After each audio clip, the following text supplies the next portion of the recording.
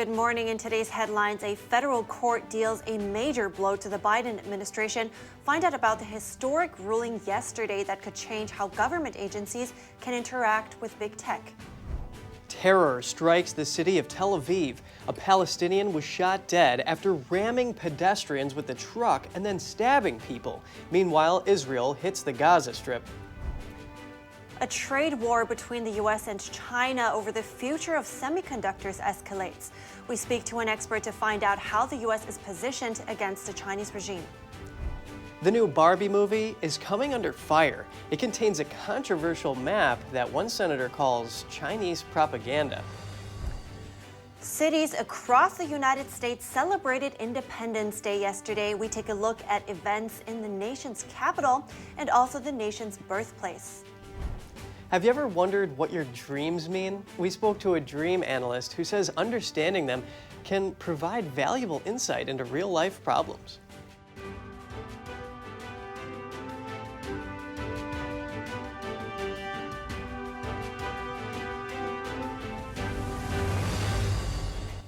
Good morning. Welcome to NTD. I'm Kevin Hogan. Good morning, everyone. I'm Evelyn Lee. Today's Wednesday, July 5th, and we hope everyone had a great holiday. Yes, and we'll recap some of yesterday's grand celebrations as well as some unfortunate events.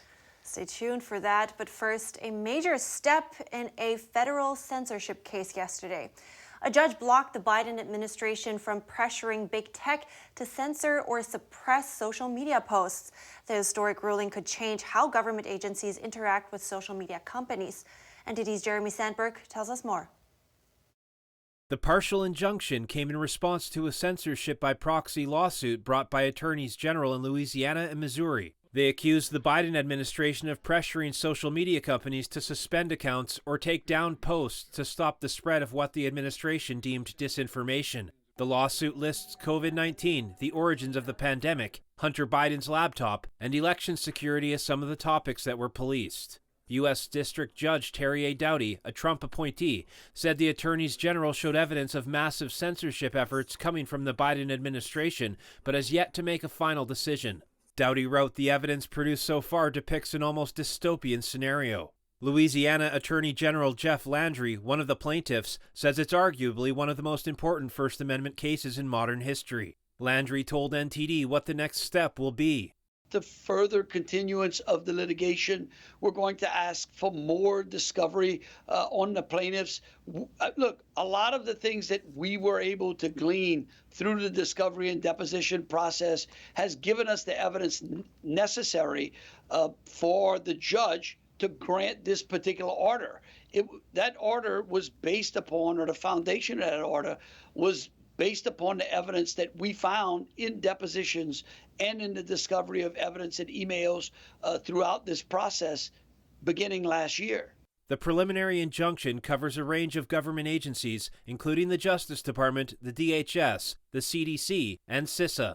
The agencies are now prohibited from contacting tech companies in any way to pressure or encourage them to change their policies, take down posts, or suppress their reach. Landry says the order being handed out on Independence Day is extremely significant. The founders understood that without the citizenry's ability to freely question and debate their government, then they were really not citizens, they were subjects. The judge made exceptions in his order for criminal activity or threats to national security. Contacts are also allowed to notify social media companies about posts intended to mislead voters about voting requirements or procedures. Landry expects the defendants to appeal the ruling and thinks the case will eventually be heard before the U.S. Supreme Court. Jeremy Sandberg, NTD News. A terror attack in Israel yesterday. A Palestinian terrorist rammed a pickup truck into pedestrians in Tel Aviv and then went on a stabbing rampage. NTD's Daniel Monahan has more on the attack and an update on Israel's counter-terror operation in the West Bank. The attack wounded 8 people. At least 5 of them were in serious condition. One of the casualties was reportedly a pregnant woman. An armed civilian shot dead the 20-year-old Palestinian attacker from the West Bank. The attack was claimed by the Hamas terrorist group as retaliation for the Israeli operation in Jenin in the West Bank. Israeli forces withdrew from Jenin on Tuesday night. The Israeli operation in the city was launched with a drone strike on Monday. Over 1,000 troops were deployed. At least 13 Palestinians, 5 of them fighters, and 1 Israeli soldier were killed. Palestinian authorities say around 100 people were wounded by the fighting. It's not clear how many were terrorists and how many were civilians. Israeli officials maintain there were no civilian deaths from the operation. Meanwhile, Palestinian terrorists from the Gaza Strip fired rockets on Wednesday after the Israeli army withdrew from Jenin. The rockets were intercepted by Israel's air defense system. Israeli jets returned fire, hitting a Hamas underground weapons manufacturing facility. It was not immediately clear whether there would be any further escalation. Daniel Monahan, NTD News. The trade war between the U.S. and China is escalating. The Chinese Communist Party announced export controls on 2 strategic raw materials on Monday. The metals are gallium and germanium. Both are critical to microchip makers globally. They're also used in solar panels and electric vehicles. Here's what retired Colonel John Mills told NTD yesterday about the trade war. The lack of access to these basic key rare earth metals, this is foundational to a modern economy. And this is the price of globalism, as we have given away both extraction and processing of these critical materials. This is what happens. Now we're vulnerable. Now we're having to negotiate with China. The move to restrict exports of the metals come as U.S. Treasury Secretary Janet Yellen prepares to visit China.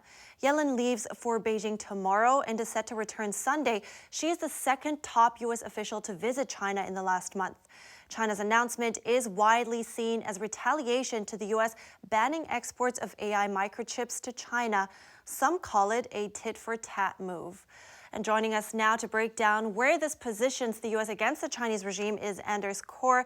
He's the publisher of the Journal of Political Risk. Good morning, Anders.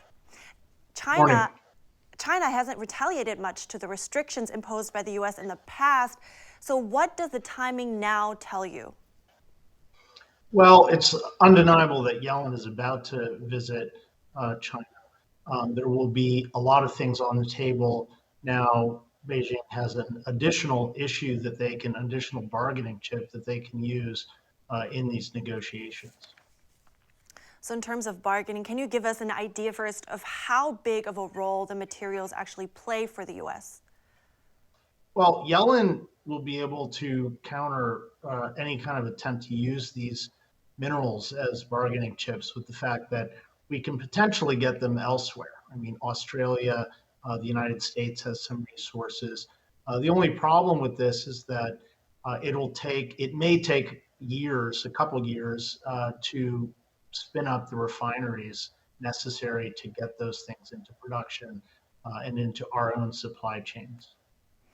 Well, and analysts with the Eurasia Group have said that China wants to remind other countries of the retaliatory options it has. So how should countries like Japan and the Netherlands, for instance, assess the risk?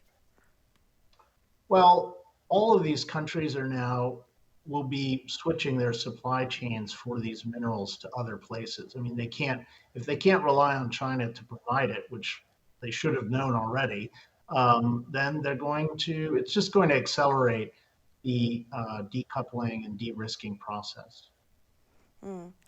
And how will this affect our economy in the short term then? Well, it could make computer chips, more costly in the short term. In the long term, it's going to diversify our supply chains. And how will it affect Chinese economy? Because they're losing that chunk of revenue as well. Yeah, their economy is already in the doldrums. So for the past 3 months, the manufacturing index has actually gone down. So they're having serious economic problems. This isn't going to help.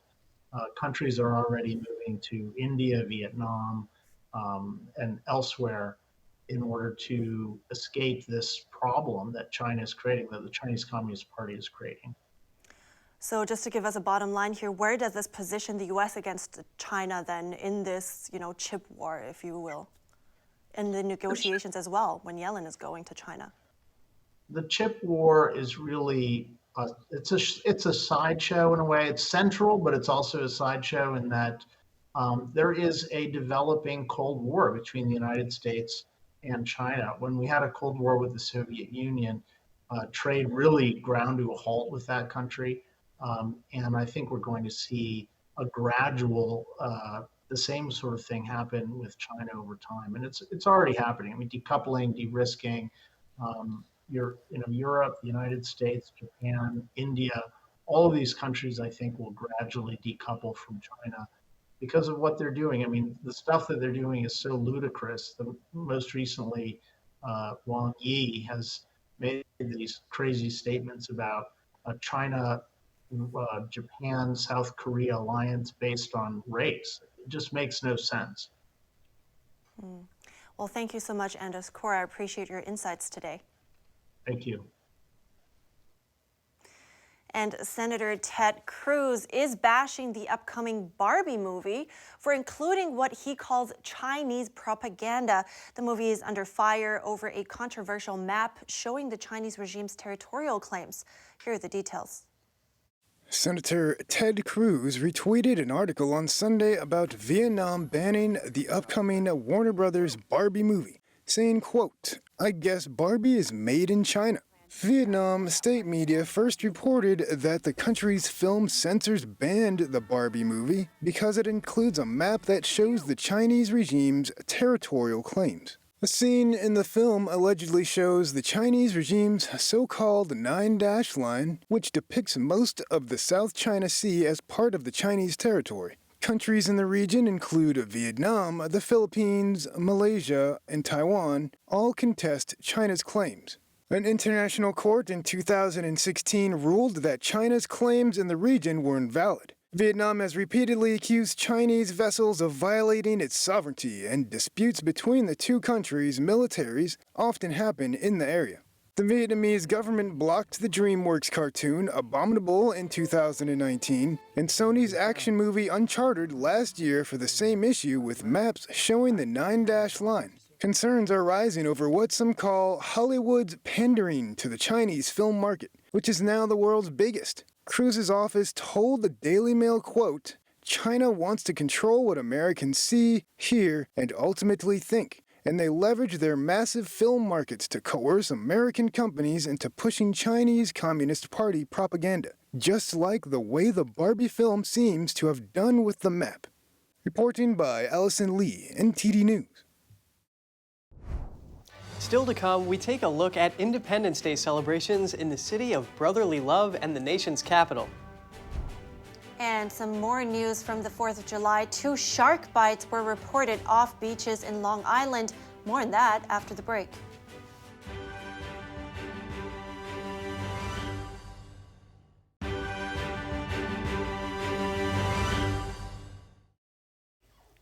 Welcome back. What is July 4th without fireworks? In a history lesson here, Evelyn, the tradition actually started in 1777 on July 4th, and then the next day the newspaper said it was a celebration of joy and festivities. Oh, yeah, so not much really. In D.C., thousands of people gathered on the National Mall for a spectacular fireworks show to celebrate Independence Day. The fireworks were launched from both sides of the reflecting pool at the Lincoln Memorial and lasted for about 17 minutes. And New York City celebrated Independence Day with the Macy's annual 4th of July fireworks show. It launched some 60,000 pyrotechnics into the sky, bursting in bouquets of colorful light over New York City's East River. And at the end, visitors were treated to a drone show. That's pretty cool. Yeah, drones are a little safer than fireworks. Oh yeah, that's true. Yeah, but before all of that, heavy downpours earlier interrupted the Nathan's famous 4th of July hot dog eating contest in the city. But the weather cleared up in time for the Macy's fireworks show.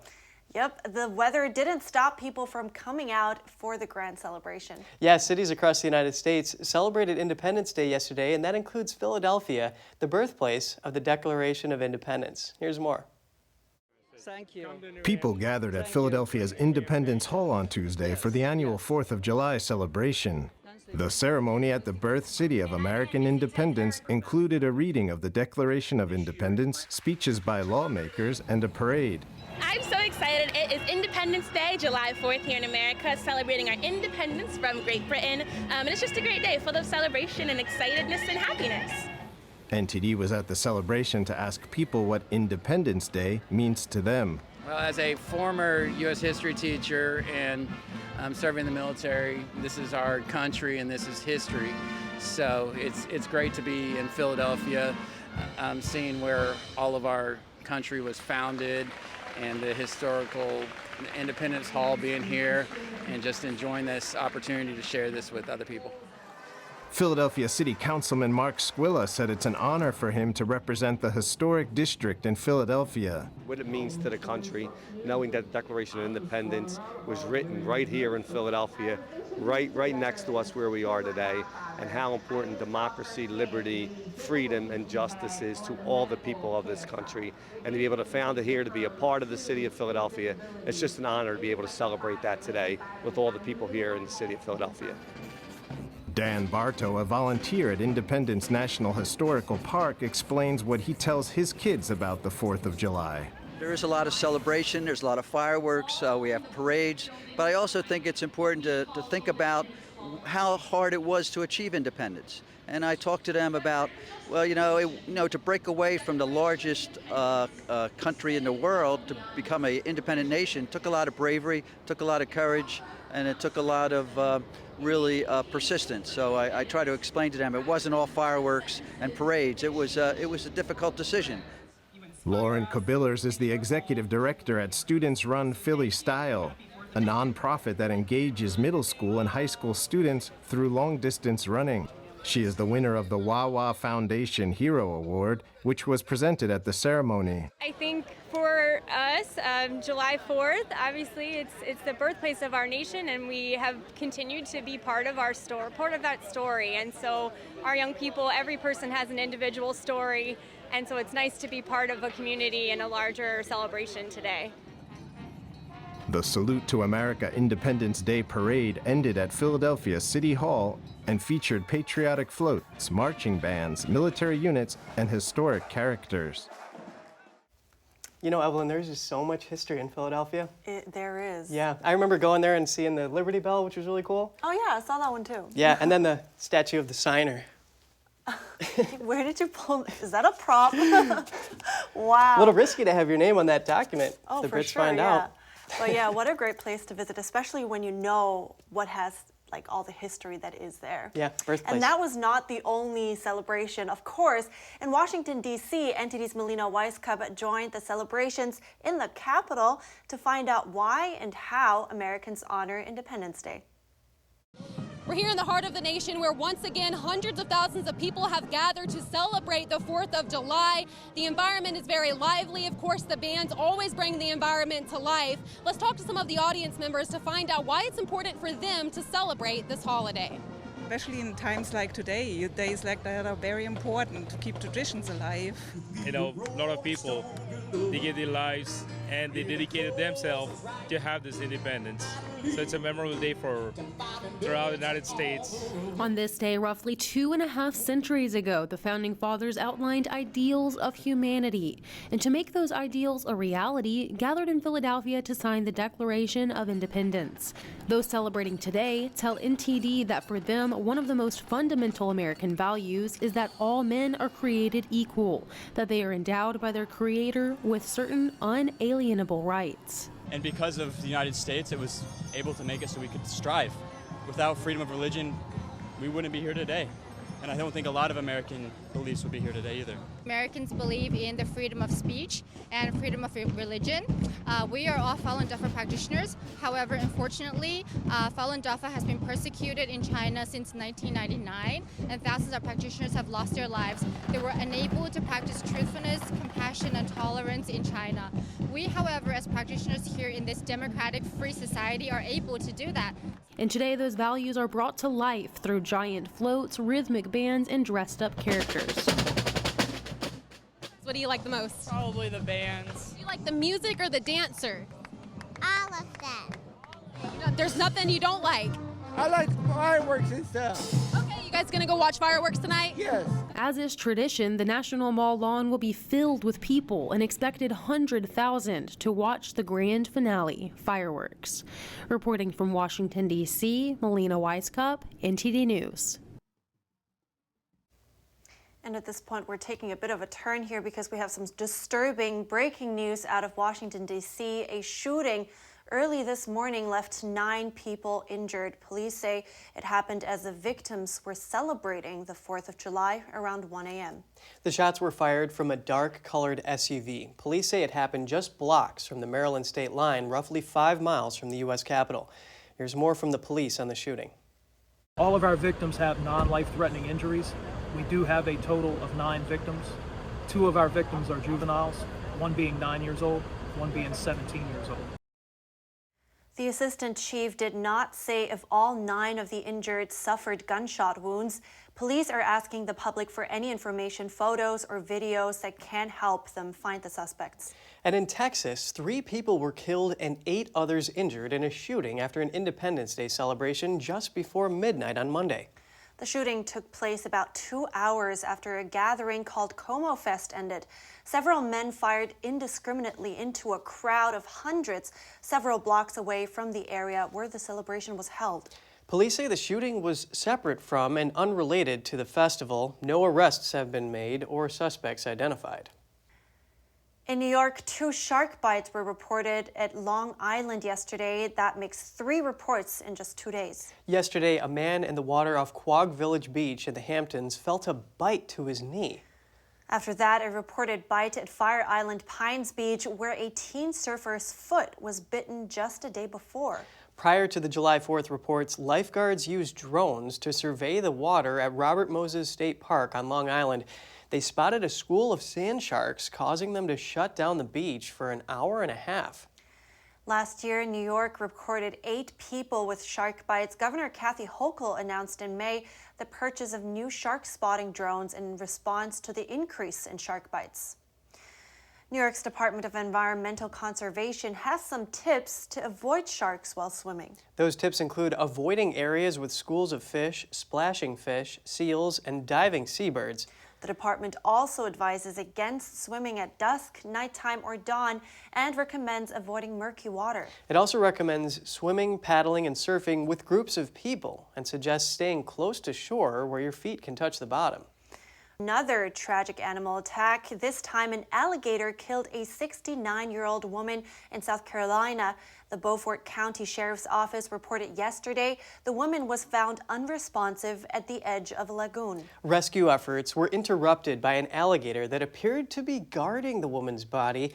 The alligator was removed from the area and the woman's corpse was recovered. The sheriff's office said the woman was walking her dog yesterday morning when the attack occurred. This is the 2nd fatal alligator attack in Beaufort County in less than a year. And stay tuned, a nuclear power plant in Ukraine is in the spotlight. Ukraine and Russia both accuse each other of planning to attack it in a high-stakes game. And a major drug bust in Mexico. The country's Navy seized over 2.5 tons of cocaine on Monday. We'll have the details when we return.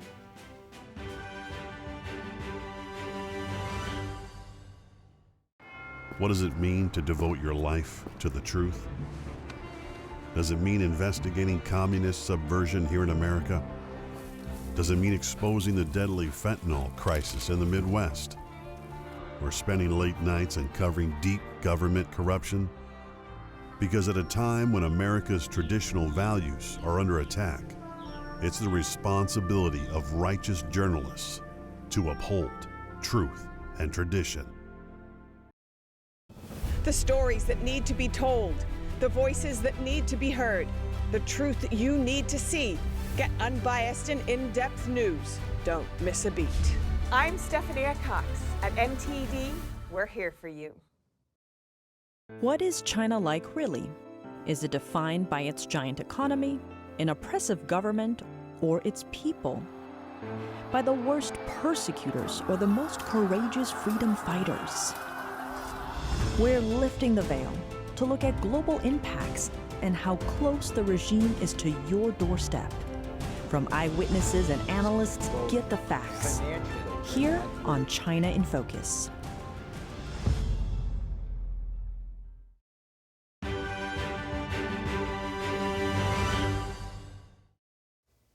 Welcome back. Possible movement in the case of detained Wall Street Journal reporter Evan Gershkovich.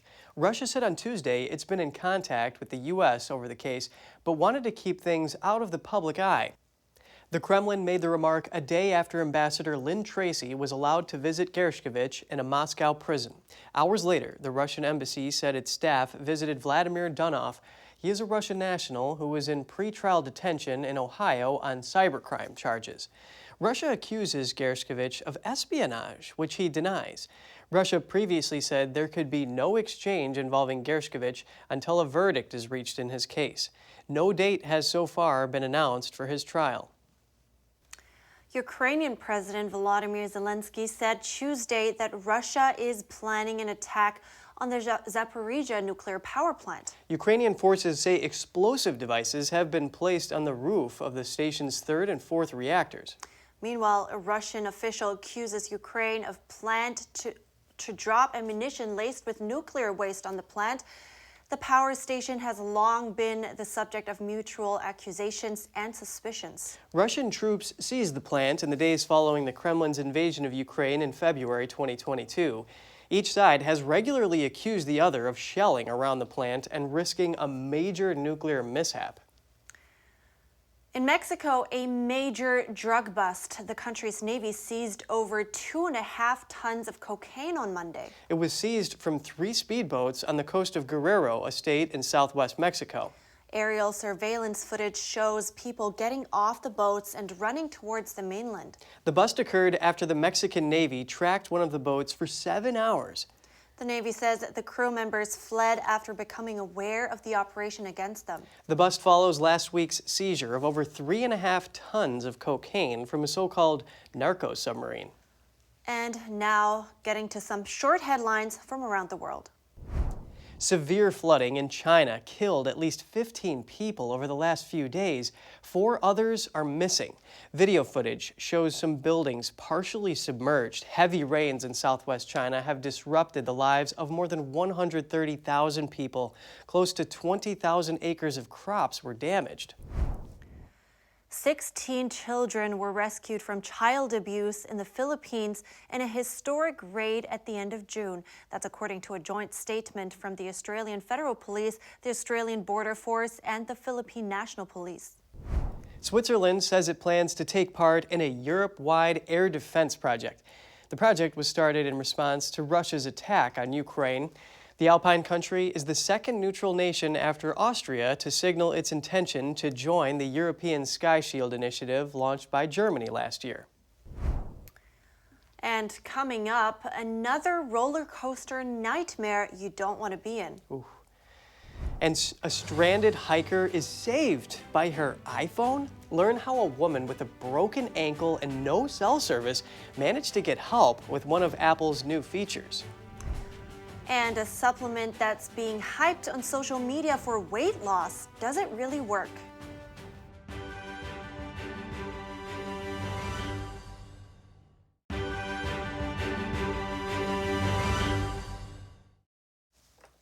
Good to have you back with us. A Florida man and a dozen illegal immigrants are in custody after a chase in Texas involving a big rig. Monday, the Texas Department of Public Safety posted this video of the high-speed pursuit in LaSalle County.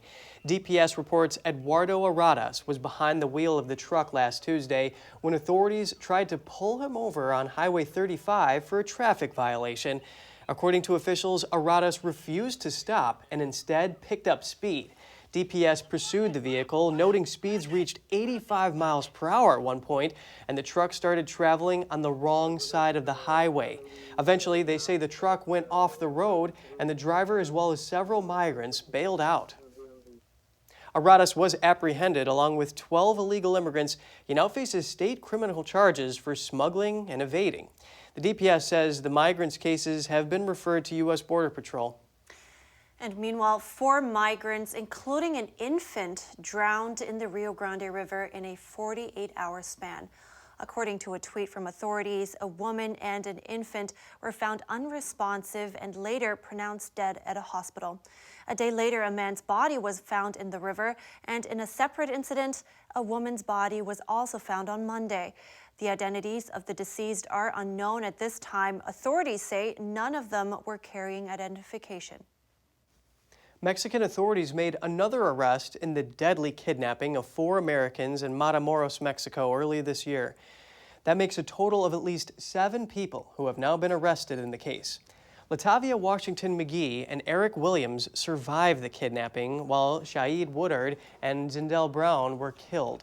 The tight-knit group had traveled from South Carolina to Matamoros for Washington McGee to undergo a medical procedure, but they were attacked by gunmen who fired into their van, then loaded them in the back of a truck and took them away. The victims were shuttled to multiple locations before they were found in a house near Matamoros.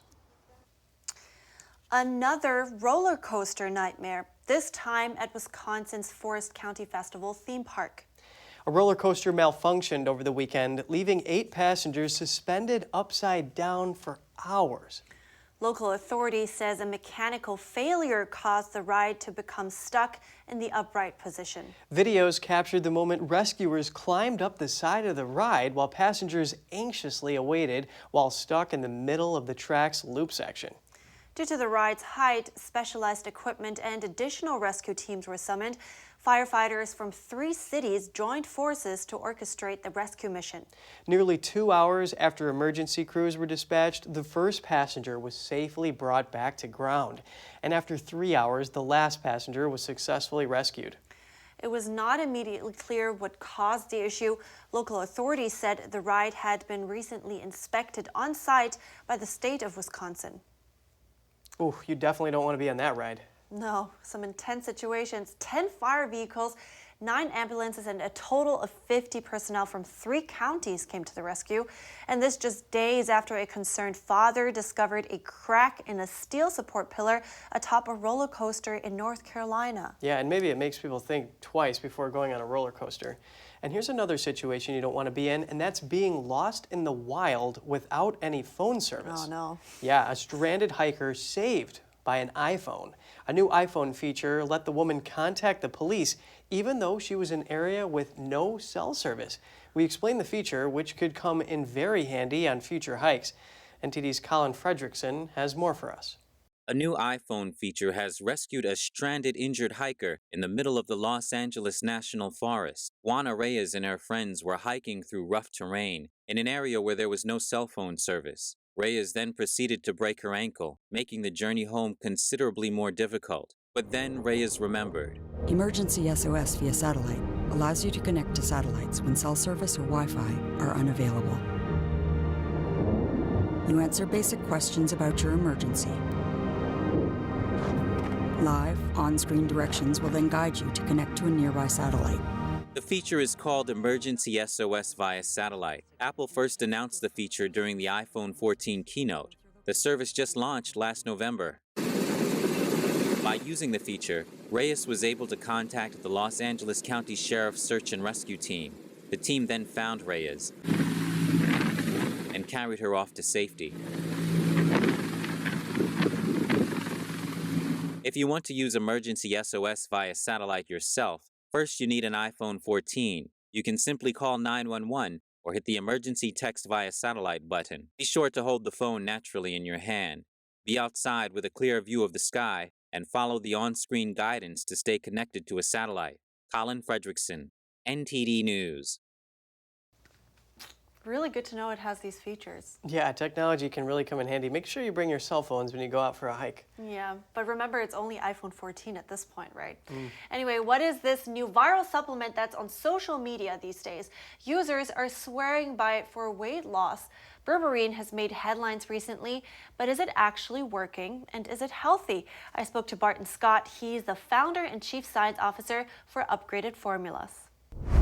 Because it helps you balance your blood sugar. So whenever you eat something that's either sugary or high in carbs, your glycemic index is, it's just very high, right? So there's a relationship between insulin in the body and blood sugar. So when these two things are in line and there's enough bandwidth, then you don't store as fat, which is how it helps with weight loss. There's other things that really help as well, though, that are even more foundational, which are elements, which is what we do. And I put together a product years ago called Upgraded Metabolism that does basically the same thing. And you can take with berberine, which is a great option if you really want to be serious of being healthy to lose the weight, instead of trying to just lose the weight to be healthy, or just trying to lose the weight and not really caring if you're healthy deep down, which kind of blows my mind, but that's a lot of people's approach. The thing is berberine shouldn't be taken every single day. Now, is it safer than nearly all drugs out there? Yes, there's a lot of research on it. So a lot of research on what I'm talking about as well, the elements, because these things support a number of processes in the body. You're talking manganese, chromium, but actually absorbing the minerals is what I figured out how to improve, so the body can absorb them without requiring digestion. Now, when you say it's not supposed to be taken every day, what is the recommended dosage for berberine? Yeah, so every other day would be fine. Not every meal. 4 out of 7 days. These, in a way that your body isn't adapting to it. Now, I counterbalance that with what I was saying earlier with minerals, because this is the periodic table in action. So we're all made of the periodic table. I think we can agree, anyone that passed like 9th grade science can agree on that. The problem is most often we're not testing for what we are currently and what we're missing. So that we do that through hair testing, which we offer. And then things can be layered on top of that, like berberine. It's not ever going to be a foundational thing, and it shouldn't be done every day. I see. So not foundational. What should be the priority when it comes to losing weight then? Is there a different, what would be your recommendation as of approach? What I've seen work really well is when we focus on getting healthy first, and then weight loss happens as a result. Instead of going, this is the focus, going, this is the focus. And as I feel better, I have more energy, I move more during the day, I'm less sedentary, I go for the walk, I have the energy to wake up and go to the gym. All of these things, right? Like, here in Florida, I just got back from a beach run. So all of these things are really not possible if you don't have the energy. Berberine won't help you with that, but it will help with your blood sugar balancing, which is very important, very, very important. But so will these minerals that are in this blend called Upgraded Metabolism. And we have other products as well. But first, what I really recommend is knowing your numbers. Just like in business, if you don't know your numbers, you just drive head first into a wall. So with knowing your numbers in health, with having a hair test and then a consultation, all of this can be done from the comfort of your home. And then knowing the products you need to take, the foods you need to eat more of, and the things you're actually high in, for example, calcium. You may be high. We see a lot of people that are very high in calcium, and they think calcium is something they should be supplementing. In almost no case today, based on empirical evidence that we've seen for years now, I've had the company for 7 years, it's very, very rare for us to need to give someone calcium. Which, do we have that as a supplement? Sure. But is it often recommended? No. So hopefully that process, that arcing process makes sense. That's really good to know. So thank you so much, Bart and Scott. I really appreciate it. My pleasure. And things can get messy at the annual Traditions of Food Eating contests. Find out the winners of some big events yesterday, right after the break.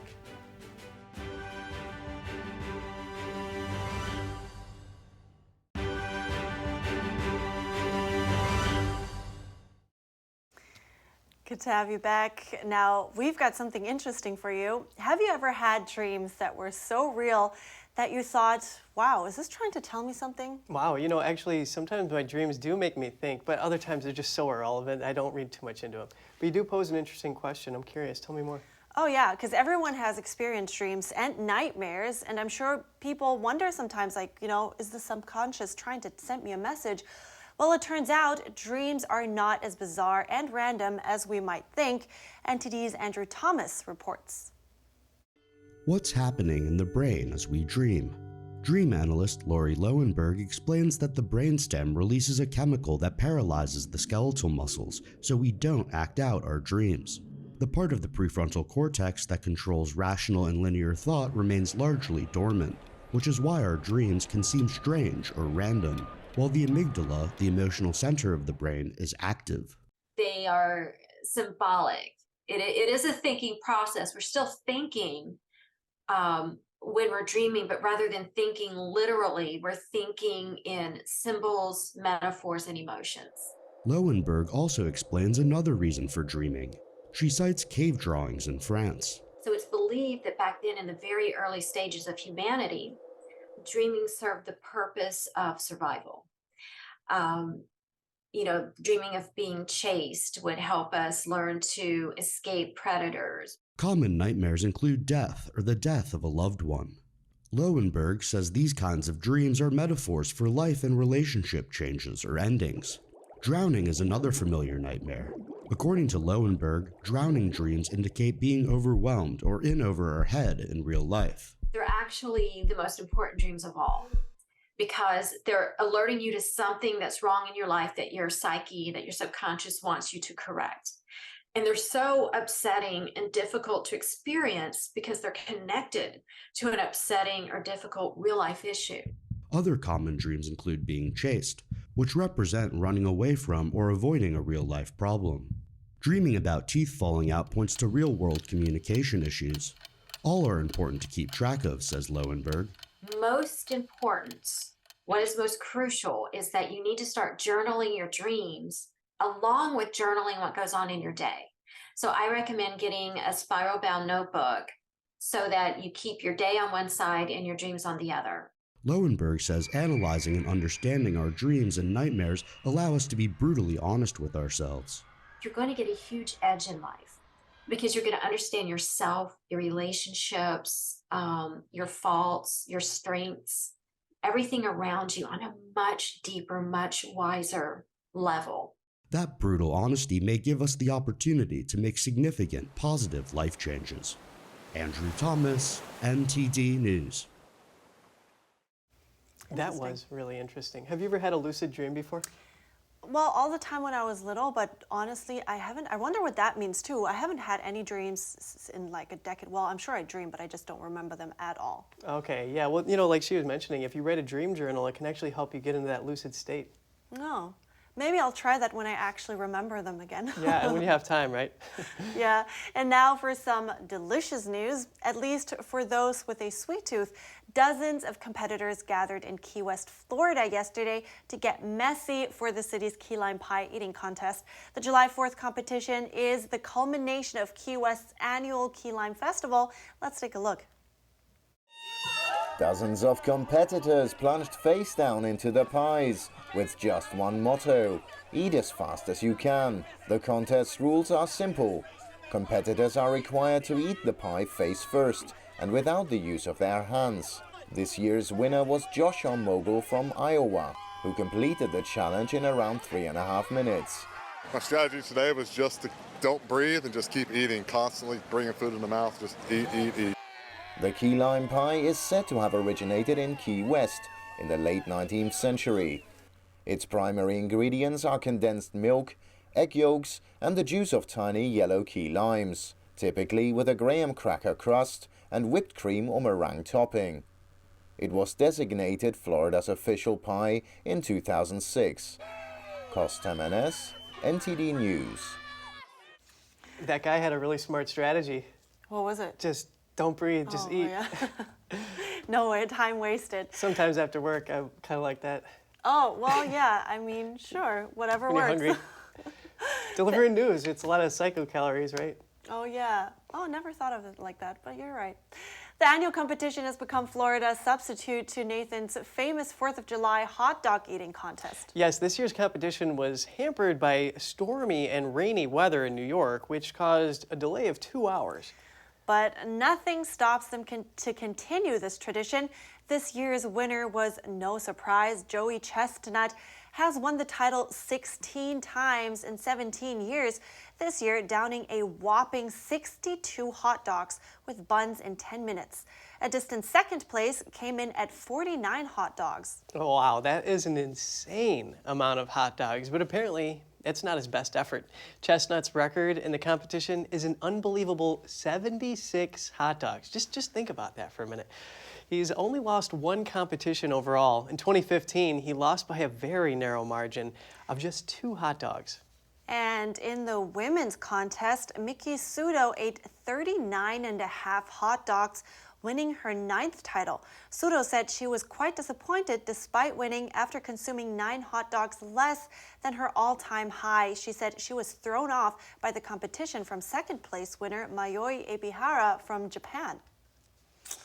Man. Oh, wow. And we were just talking about that yesterday, right? Pie versus hot dogs? Oh, yeah, we were. Yeah. Our viewers remember that? Yeah. I love hot dog still. And I think it's not just, doesn't just look easier to eat and less messy, but I think it's just so much more delicious. Yeah, and we do recommend chewing your food and then eating, just enough till don't you're choke. full. All right, that's all for today's program. We'd love to hear from you at goodmorning@ntd.com. Shoot us an email if you'd like. Thanks for watching. I'm Evelyn Lee. And I'm Kevin Hogan.